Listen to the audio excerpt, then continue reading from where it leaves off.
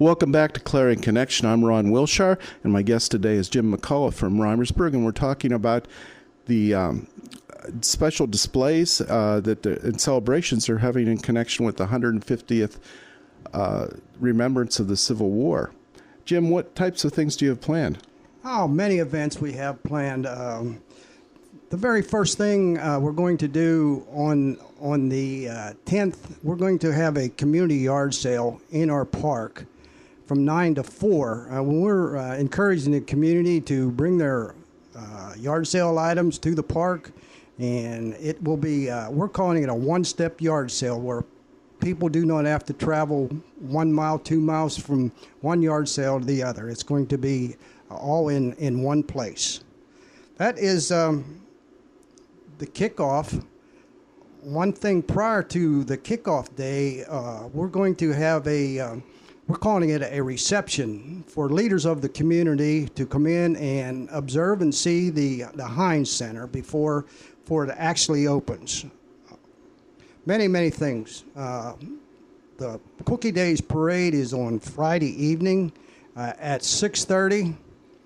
And in that parade, Bauer Hillis, one of the local funeral directors in Rimersburg, has provided the Park Museum with a horse-drawn hearse.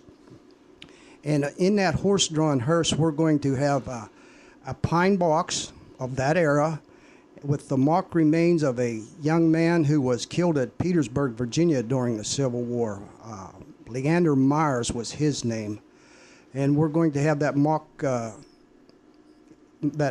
box in the hearse, and we're going to continue through the parade, and then following that we're going to have a mock funeral to intern this young man. We have it all set up. We have the grieving family. We have the minister who will conduct the service. That will be the kickoff of Cookie Daze, the parade. Great. Any difference between the funerals of today and back then? Yes, there was. Also, Bauer Hillis has provided, and they are going to set up a display of instruments that would be used for a mortician in that era, in that period. It's going to be very interesting. Great. Now, I understand that at some point in this function, you're going to have a dance, a Civil War dance? Correct. We have immediately after the funeral in the park, we're going to have a Civil War ball. And we are encouraging people, the locals, to dress in period dress for that ball. It is not a requirement, but we would like to see lots of long flowing gowns and top hats and et cetera, et cetera. And this dance is free. You don't get to go to many dances that are free now. This will be a free dance. Well, what types of music do they have at this? I imagine it'd be period music. Yes, we have a group coming from south of Pittsburgh, the Uniontown area, and they call themselves the Acoustic Shadows. And they will be dressed in their Civil War uniforms, and they will be playing period music. And I've never been to a Civil War ball, but it's my understanding that they have to have a caller for the Civil War ball. A woman by the name of Emily Lapasardi, she will do the calling, and Acoustic Shadows will be providing the music. We hope it's a fun time.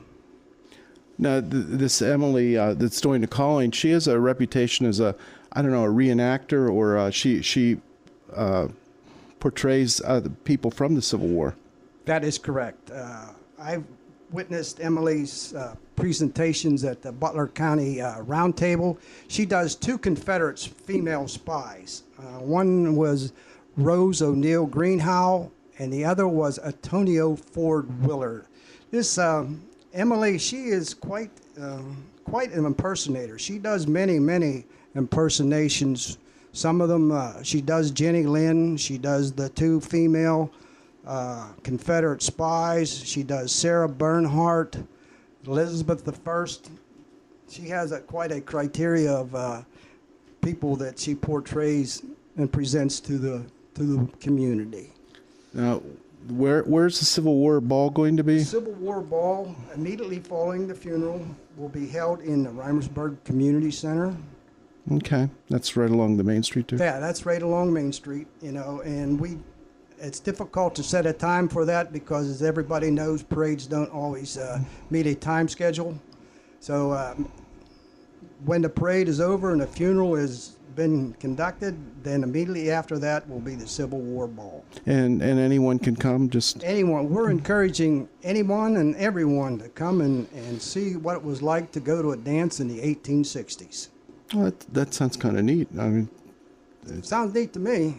Yeah, I mean, you're to be congratulated for offering this things. Anything else planned for during Cookie Days? Yes, we have several reenactors or portrayers that will be there. We have a man who portrays Major Letterman. Major Letterman was the father of battlefield medicine.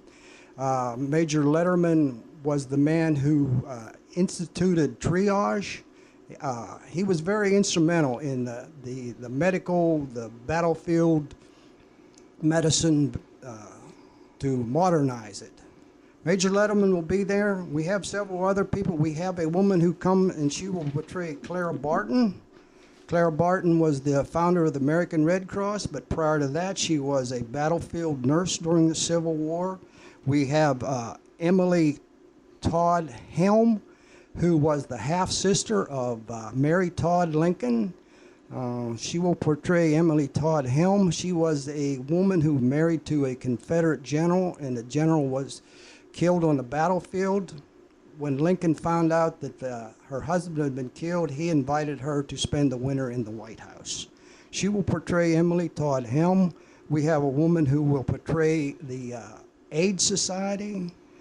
We have a woman who will explain what it was like to be in mourning during that period.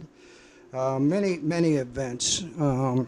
During our Cookie Days, I was approached by a man and a woman, and they would like to set up a site to honor the wounded warriors of our era, of our time. So there'll be a site there to help to raise funds for the Wounded Warrior Project. I'm thinking here.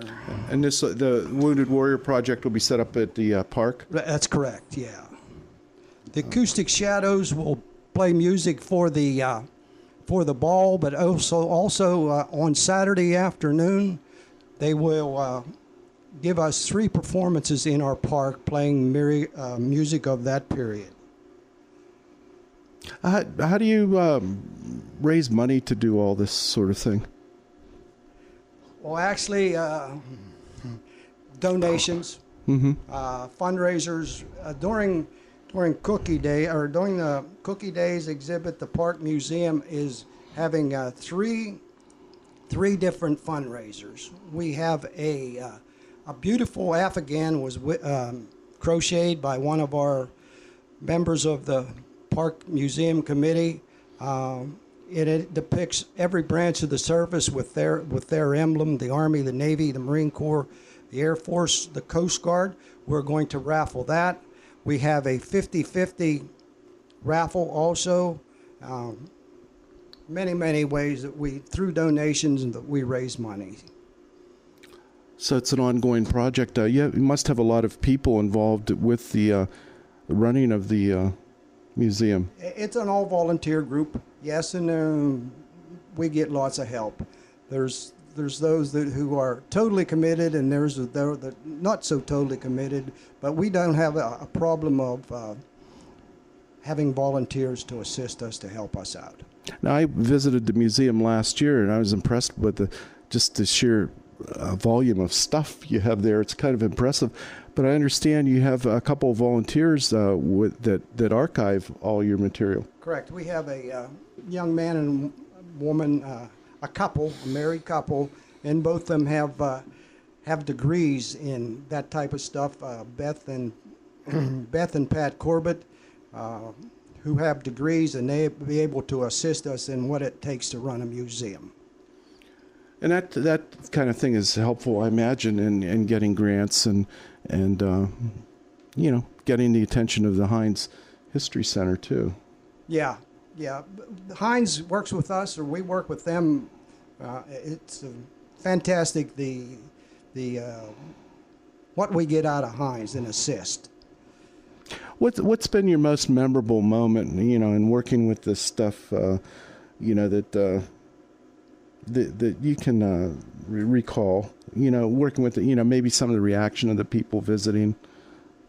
For me, myself personally, it's when some of these people who experienced a war, specifically the World War II veteran, will come in and he'll open up and he'll begin to tell me things that happened in his life during his war experience.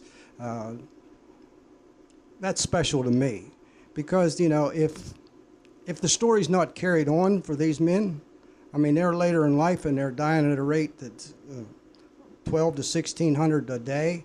If their story is not told, it's going to be lost forever. When a World War II vet comes in and he shares the experience, why, that's meaningful to me. Because for a long time, I don't know whether it's just the culture at the time or whatever, World War II vets have been reluctant to even talk about what happened. Anybody that experienced combat is reluctant to talk about their experiences. The only ones that they will really talk to is somebody that experienced the same thing they do. And when one of them open up to me, then that, as I said, that's meaningful to me. And it's going to be available during Cookie Daze and then after Cookie Daze too. Correct. It will be in the museum till September 27th, and from Clarion County it goes to Jefferson County. What did you have to do to bring the Heinz display in?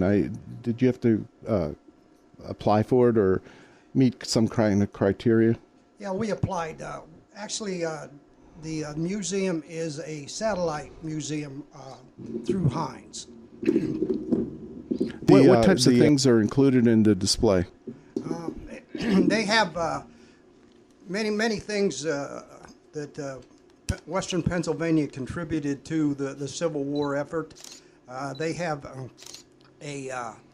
for my lack of words, a mannequin that portrays a young attorney from Erie, his name being Strong Vincent, and Strong Vincent lost his life at Gettysburg.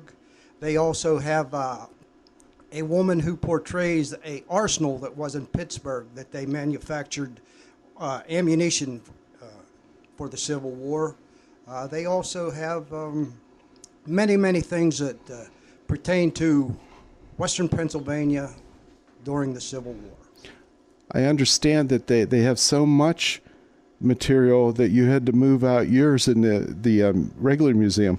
Correct. We had to move everything that we had out so it could make room for their exhibit. They will be here August the 8th for setup. It takes approximately a day and a half to set up.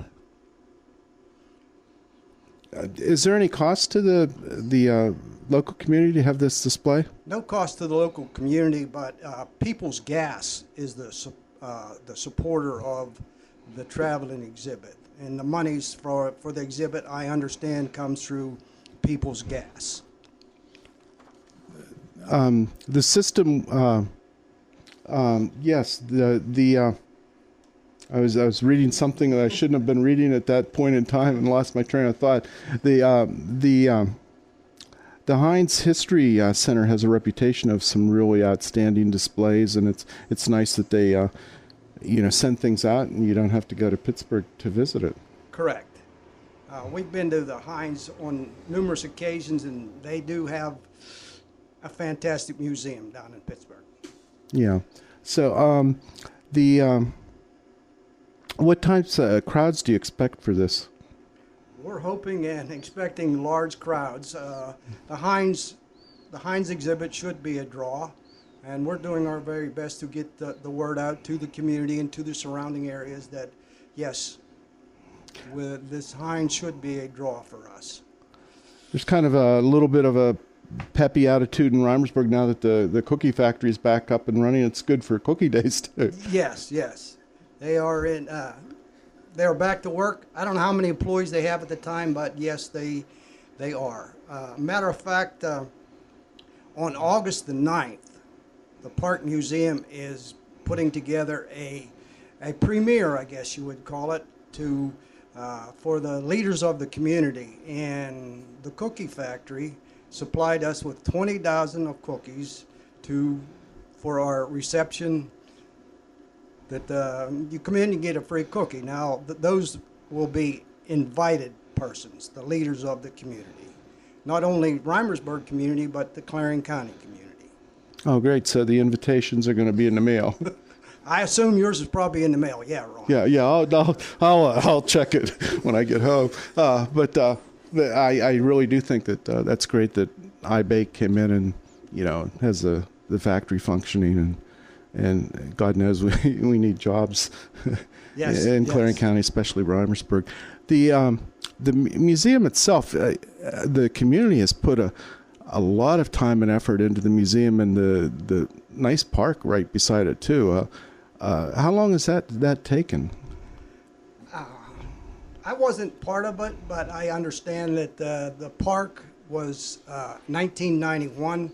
It was dedicated. Recently, we added 2 more monuments to honor those who served Iraq, Afghanistan, and recent conflicts and wars that were. The event had just not happened when it was erected originally.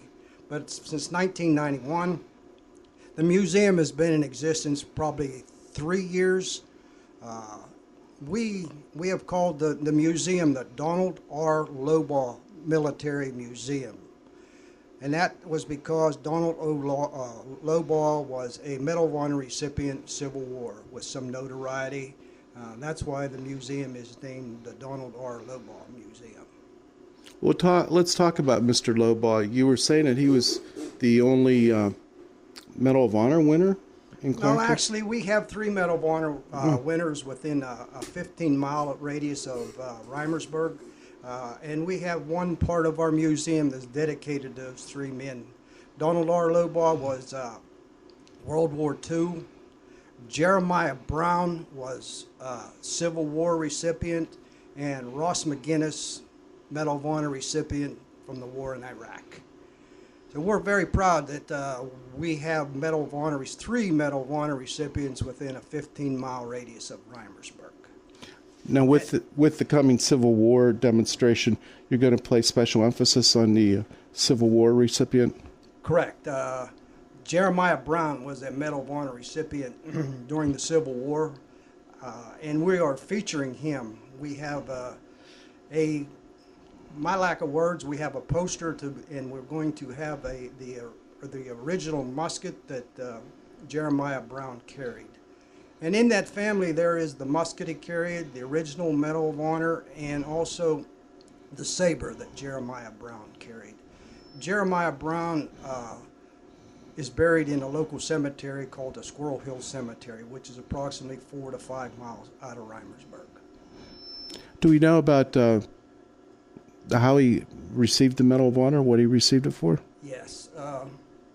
His platoon was held down all night long in New Guinea in the South Pacific, and they were under heavy machine gun fire. And as it began to dawn, they made the decision that if they were going to get out of there alive, they had to take that machine gun nest out. And Lobaugh volunteered to take that machine gun nest, and he charged the machine gun nest. He eventually took it out, but he also lost his life in the process. He was awarded the Medal of Honor for that happening. And that was for the Second World War I. What about the Civil War recipient? Do we know much about that? Civil War recipient was Jeremiah Brown, and he was ordered to lead a suicide charge at Petersburg, Virginia. And at Petersburg, Virginia, he was told by his commanding officer that if he took the position that he would send reinforcements. And Jeremiah Brown took the position with his troops, and no reinforcements arrived. When he got back to his commanding officer, he asked the question, "Why didn't you send me reinforcements?" And the answer from the commanding officer was, "We didn't think you would make it." that's the reason he didn't send reinforcements. In other words, it was a suicide charge. And he was awarded the Medal of Honor years after the event. And that's why we like to honor Jeremiah Brown. Oh, that sounds really appropriate. And then, of course, we had the most recent honor of Ross McGinnis, yes, he lost his life. The story on that was he was the last Humvee vehicle on a patrol, and one of the insurgents threw a grenade off the rooftop, and it went directly into the Humvee. McGinnis witnessed it, he saw it, and his first move was to get out of there, and then he changed his mind, went back in and put his body against the grenade, and he died instantly, but the other 4 men who was in the Humvee lived. Certainly the contributions that the military has made has been pretty impressive over the years. The individual efforts, it's not so much the war, it's the individual efforts that have been given by people. That's correct, Ron. And so that creates quite a bit of impetus to form these types of museum, although this is probably the most complete one in Clarion County. I believe it's the only one. The only one, that's what I thought. So, Jim, thank you for joining us on Clarion Connection. Don't forget Cookie Daze on August 10th, 11th, 12th. And Jim, I was supposed to remind you about the car show. Yes, the Cookie Daze Car Show is on a Sunday, and it is a big event. Anybody who's a classic car or antique car enthusiast, you got to come to Rimersburg and see our car show. Jim, thanks for joining us. You're listening to Clarion Connection on WWCH and C93.